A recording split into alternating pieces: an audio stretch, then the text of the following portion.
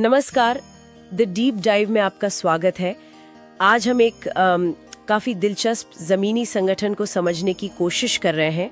माता हीरामणि सेवा टीम, डाल्टनगंज, झारखंड से। हमारे पास जो जानकारी है वो इनके काम, इनके असर के बारे में है और हमारा मकसद सीधा ये समझना कि भाई ये टीम आखिर करती क्या है, क्यों करती है और पलामू में इनका क्या रोल है। और देखिए, शुरू में ही एक मज़ेदार बात सामने आई है।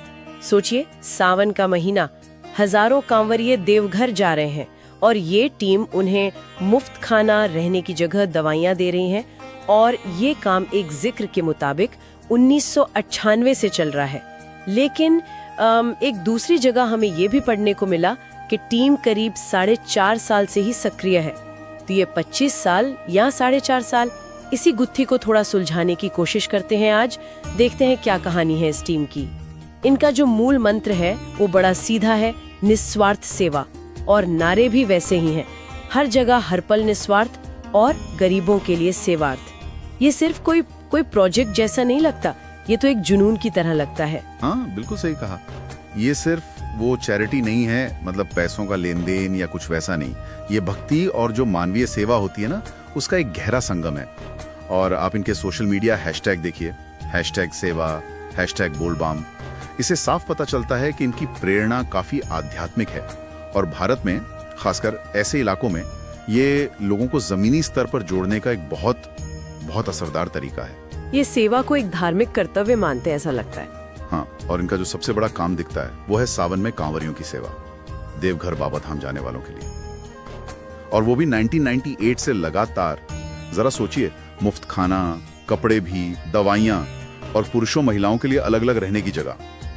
इतने बड़े स्केल पर यह सब मैनेज करना, ये तो कमाल की बात होगी। हाँ बिल्कुल, और इसका पैमाना बहुत बड़ा है। करीब 300 स्वयंसेवक इसमें लगते हैं और अनुभव देखिए 25 साल से ज्यादा का।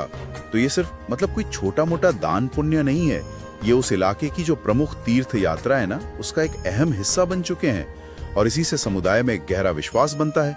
और जैसा आपने कहा, ये सिर्फ शारीरिक जरूरतें जैसे खाना, दवा, छत वही पूरी नहीं करते, बल्कि भक्ति जागरण जैसे कार्यक्रम भी करते हैं। तो आध्यात्मिक जरूरतें भी पूरी हो रही हैं। एक तरह से पूरा होलिस्टिक अप्रोच है ना। हाँ बिल्कुल। अच्छा, नेतृत्व की बात करें तो प्रमोद अग्रवाल जी का नाम अध्यक्ष के तौर पर दिखता है और वॉलंटियर्स, जैसा आपने कहा, करीब 300।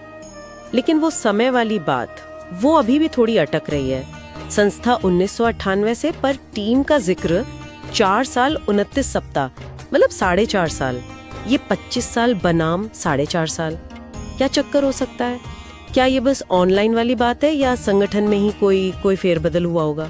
हाँ, ये एक दिलचस्प पॉइंट है। देखिए, ज्यादा संभावना तो यही लगती है कि माता हीरामणि सेवा संस्था वो शायद मूल पुरानी बॉडी है जो 1998 से है, और माता हीरामणि सेवा टीम ये शायद हाल की कोई खास पहल हो, कोई नया प्रोजेक्ट, या हो सकता है उनकी डिजिटल पहचान, जैसे कोई यूट्यूब चैनल वगैरह शुरू किया हो।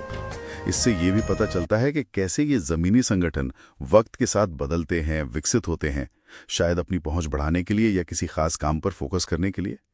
और ये जो 4.5 साल का एकदम सटीक हिसाब है ना, 4 साल 29 सप्ताह, ये शायद हाल की एक्टिविटीज या ट्रांसपेरेंसी दिखाने का एक तरीका हो।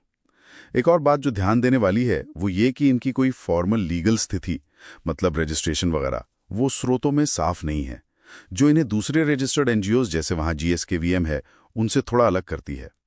ये बात है। अच्छा, इतना बड़ा काम इतने सालों से, तो पैसा कहाँ से आता है इसके लिए? रिसोर्सेज, कोई बड़ी फंडिंग एजेंसी वगैरह है? नहीं, जहां तक जानकारी है ऐसा कुछ नहीं है। स्रोत बताते हैं कि ये मॉडल पूरी तरह से कम्युनिटी पर आधारित है।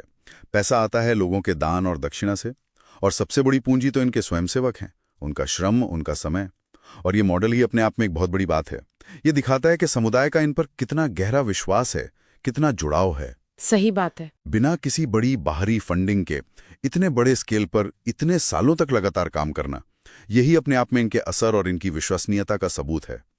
कांवरियों को सीधी मदद मिल रही है, भक्ति जागरण से वो सांस्कृतिक जुड़ाव बन रहा है, और इतने सारे वॉलंटियर्स का एक साथ आना, ये खुद में एक पॉजिटिव सोशल फोर्स है। तो मतलब ये टीम पलामू के सामाजिक ताने बाने का एक बहुत जरूरी हिस्सा है। पर जैसा आपने कहा, ये अकेले नहीं है, वहाँ और भी संस्थाएं हैं, सरकारी योजनाएं भी हैं। हाँ बिल्कुल, और यही पलामू की पूरी तस्वीर बनाता है। वहाँ सोशल वेलफेयर के लिए एक तरह का मिक्स्ड इकोसिस्टम है, जिसमें फॉर्मल एनजीओ भी हैं, सरकार भी है, और माता हीरामणि सेवा टीम जैसे आस्था पर आधारित समुदाय से चलने वाले समूह भी हैं। और ये समूह अक्सर उस इकोसिस्टम का एक बहुत महत्वपूर्ण और यूनिक हिस्सा होते हैं। ये कई बार उन ज़रूरतों को पूरा करते हैं या उन लोगों तक पहुंचते हैं जहां शायद फॉर्मल सिस्टम न पहुंच पाए। एक तरह से सप्लीमेंट्री रोल निभाते हैं। बिल्कुल। तो अगर हम संक्षेप में देखें तो माता हीरामणि सेवा टीम एक लंबे समय से चली आ रही वॉलंटियर्स की शक्ति से चलने वाली संस्था है। इनका फोकस है निस्वार्थ सेवा पर, खासकर कांवरियों के लिए जो ये विशाल काम करते हैं, और ये चलते हैं समुदाय के दान और विश्वास पर। सेवा और आध्यात्मिकता का एक सुंदर मेल। और वो जो समय वाली पहेली थी, वो शायद इनके संगठन के विकास की ही एक कहानी कहती है। हाँ बिल्कुल। और अंत में बस एक विचार छोड़ जाता हूँ। इस टीम ने ये तो साबित कर दिया है कि वो सैकड़ों वॉलंटियर्स को मोबिलाइज कर सकते हैं, बड़े पैमाने पर लॉजिस्टिक्स संभाल सकते हैं। ये कोई मामूली बात नहीं है। अब सोचिए, अगर ये चाहें तो क्या ये जो इनकी क्षमता है, ये जो समुदाय का विश्वास है, क्या इसका इस्तेमाल सिर्फ तीर्थयात्रा तक ही सीमित रहेगा, या फिर इस क्षमता का उपयोग दूसरी सामुदायिक जरूरतों के लिए भी हो सकता है? जैसे मान लीजिए कोई आपदा आ जाए तो राहत कार्य में, या स्वास्थ्य शिविर लगाने में, या शायद शिक्षा से जुड़े किसी अभियान में एक स्थापित भरोसेमंद स्थानीय संगठन की ये जो अनटैप्ड पोटेंशियल है, ये वाकई सोचने लायक बात है।